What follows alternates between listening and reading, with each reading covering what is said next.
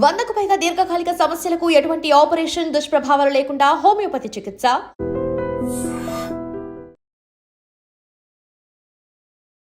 విశాఖలో చిట్టీల పేరుతో జరిగినటువంటి మరొక భారీ మోసం వెలుగు చూసింది. ఎండాడలోని స్వగృహం అనే అపార్ట్మెంట్లో ఉంటున్నటువంటి అనకాపల్లి డివిజన్ ఏఆర్ హెడ్ కానిస్టేబుల్గా పనిచేస్తున్న జగ్గారావు, వాళ్ళ భార్య రమణమ్మ, కూతురు అలానే కొడుకు నెదర్లాండ్లో ఉంటున్నాడు.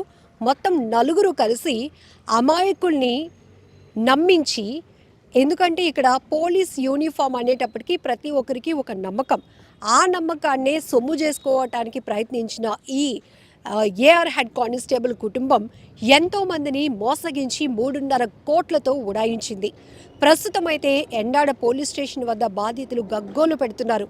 అయ్యో మేము మోసపోయాం, మమ్మల్ని మోసగించింది కూడా కాకి యూనిఫామ్లో ఉన్నటువంటి ఒక వ్యక్తి.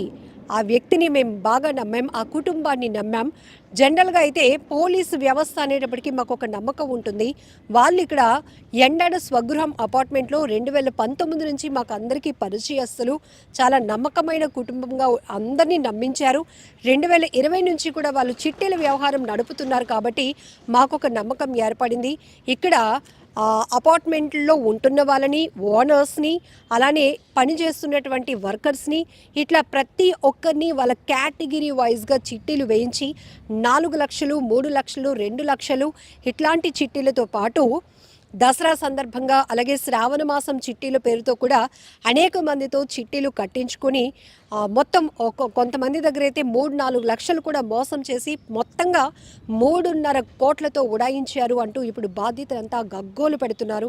మాకు న్యాయం చేయండి, మా అవసరాల నిమిత్తం ఇంట్లో పిల్లల పెళ్ళిళ్ళ కోసం చిట్టీలు వేసుకొని ఆ డబ్బులు వస్తే పెళ్ళిళ్ళు చేద్దాం అనుకున్నాం, లేకపోతే పలానా డ్రీమ్ వెహికల్స్ కార్లు కొనుక్కోవాలి అనుకున్నాం, కానీ ఇప్పుడు మేము అడ్డంగా మోసపోయామని గ్రహించామంటూ బాధితులు పోలీసులే వేడుకుంటున్నటువంటి పరిస్థితి.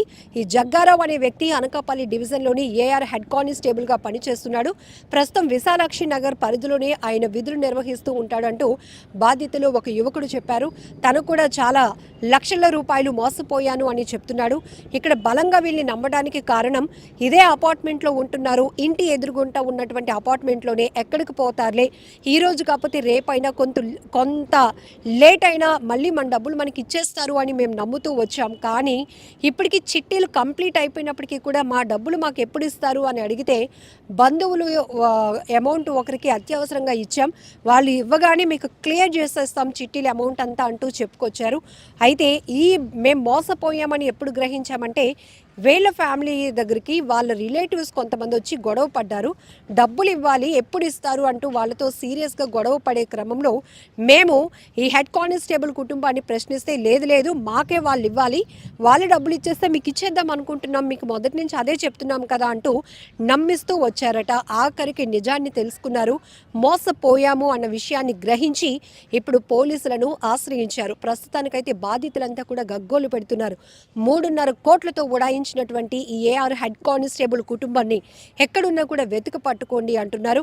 మొత్తం ఈ వ్యవహారం చిట్టీల పేరుతో ఈ భారీ మోసాన్ని అంతటినీ నడిపించినటువంటి వ్యక్తి నెదర్లాండ్లో ఉన్నటువంటి వాళ్ళ అబ్బాయి. అక్కడి నుంచి మొత్తం డీల్స్ అన్ని చేశాడు.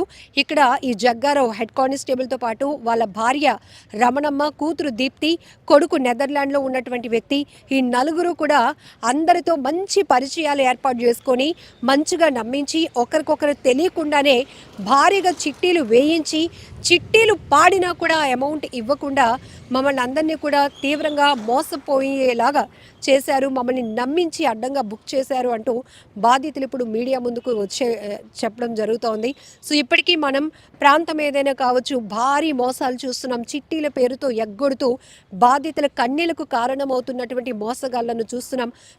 ఫ్యామిలీతో ఉడాయిస్తున్నారు. వీళ్ళు ఎక్కడున్నారని పట్టుకోవాలి అంటే తర్వాత ఆధారాలు చెప్తే, ఇప్పుడు ఇక్కడ ఇతను ఆల్రెడీ సర్వీస్లో ఉన్న ఉన్నటువంటి కానిస్టేబుల్ కాబట్టి సో పోలీసులు ట్రేస్ చేయడానికి చాలా ఈజీగానే ఉంటుంది. అయినప్పటికీ కూడా ఇలాంటి దుర్మార్గపు వ్యక్తుల వల్ల కూడా ఒక యూనిఫామ్కి ఉన్నటువంటి పోలీస్ యూనిఫామ్కి ఉన్నటువంటి గౌరవం విషయంలో కూడా కొంత ఇబ్బందులు కలిగే అవకాశం ఉంటుంది. ఎందుకంటే వీళ్ళు బలంగా నమ్మింది మన అపార్ట్మెంట్లో ఉంటున్నవాడే ఒక విషయం అయితే, రెండోది అతను పోలీస్ డిపార్ట్మెంట్లో పని చేస్తున్నాడు అంటే ఆ కుటుంబం చాలా క్రమశిక్షణగా ఉంటుంది. వాళ్ళ దగ్గర మనం చిట్టీలు వేస్తే ఎప్పటికీ మోసపోము అనేటటువంటి ఒక బలమైన నమ్మకం. ఈ నమ్మకంతోనే ఇళ్లల్లో పనిచేసిన వాళ్ళ దగ్గర నుంచి అపార్ట్మెంట్లో ఓనర్స్ కూడా ₹1,00,000 నుంచి 4 లక్షల రూపాయల వరకు కూడా పెద్ద మొత్తంలో చీటీలు వేసి ఆఖరికి 3.5 కోట్ల వరకు బాధితులంతా కూడా మోసపోయినటువంటి ఘటన వెలుగు చూడటంతో ఇప్పుడు బాధితులంతా తీవ్ర ఆందోళన ఆవేదన వ్యక్తం చేస్తున్నారు. మా అవసరాల నిమిత్తం వేస్తే ఇట్లా మమ్మల్ని నట్టేట ముంచేసిపోయారు, మాకు మీరే న్యాయం చేయండి అంటూ పోలీసులను ఆశ్రయిస్తున్నటువంటి పరిస్థితి కనపడుతోంది. మేము ఉంటుంది ఇక్కడ ఎండాడలో స్వగృహం అపార్ట్మెంట్. మాకు ఇక్కడ హెడ్ కానిస్టేబుల్ వాళ్ళు చీటీలు ఎత్తారని చెప్పేసి మాకు 2019లో పరిచయం. వాళ్ళు 2019 నుంచి పరిచయం అయ్యారు. 2020 నుంచి చీటీలు వేయడం స్టార్ట్ చేశారు. అలాగే నమ్మకం కుదిరించడానికి 2022 వరకు బాగానే ఇచ్చేవారు. 2022 నుంచి పూర్తయిపోయిన చీటీలు ఇదిగో రేపు ఇచ్చేస్తాం మాపు ఇచ్చేస్తాం అని చెప్పి ఇంకా పూర్తిగా వడ్డీలు ఇస్తాం, దానికి రేపిస్తాను, ఎల్లుండి ఇస్తాను, ఈ చీటీ అవనండి ఆ చీటీ అవనండి అని చెప్పేసి మబ్బు పెట్టి నమ్మకం కుదిరించి చాలా మంది దగ్గర ఈ చుట్టుపక్కల వాచ్మెన్లే కానీ మిగతా అపార్ట్మెంట్స్ లో ఉన్న వాళ్ళు పని వాళ్ళే కానీ ఇంట్లో పనులు చేసే వాళ్ళే కానీ అందరినీ టార్గెట్ చేసి మొత్తం అందరినీ ఇప్పుడు చీట్ చేశారండి. మొత్తం కలిపి దాదాపు ఒక 3 కోట్ల పైన ఉంటుందండి. మెయిన్ ఇదంతా నడిపించింది వాళ్ళ అబ్బాయి నెదర్లాండ్స్ లో ఉంటాడండి, స్వరూప్ అని. ఆ అబ్బాయి నడిపించాడు. ఇక్కడ హెడ్ కానిస్టేబుల్ ఆయన పేరు జగ్గారావు అండి, వాళ్ళ వైఫ్ ఏమొచ్చి రమణమ్మ. వీళ్ళందరూ నడిపించారండి. వాళ్ళ కూతురు పేరు దీప్తి. వీళ్ళ ఫ్యామిలీ మొత్తం కుటుంబం కలిపి చీటీలు నడిపించారండి.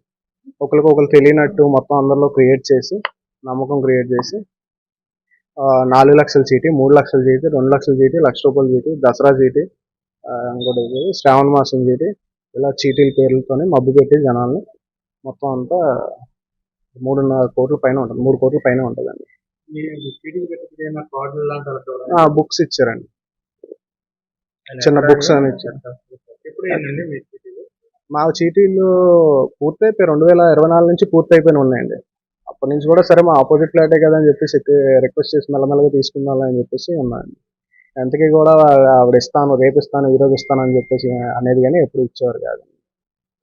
ఆయన మాకు అనుమానం అంటే వాళ్ళ రిలేటివ్స్ వచ్చారండి రీసెంట్ గా, ఒక 4 months ఎంత అవుతుంది, 4 months బ్యాక్ రిలేటివ్స్ వచ్చి ఇలాగా మాకు డబ్బులు ఇవ్వాలి ఇవి ఇవ్వట్లేదు అని చెప్పేసి గొడవ చేశారండి.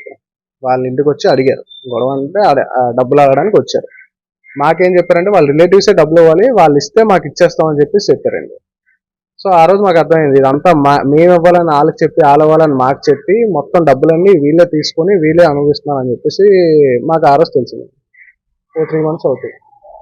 ఆయన ఎక్కడ వర్క్, ఆయన ఏఆర్ కానిస్టేబుల్, హెడ్ కానిస్టేబుల్ అండి, అనకాపల్లి డివిజన్. వర్క్ అయితే ఇక్కడ విశాలాక్షి నగర్ అక్కడ వర్క్ చేస్తారు. మరి ఏం చేస్తారో తెలియదు, అక్కడే ఉంటారు. నాది 33,25,000 మోస్తాను. నిజంగా ప్రస్తుతం ఉన్నటువంటి సమాజం దేనికి ప్రయారిటీ ఇస్తుంది?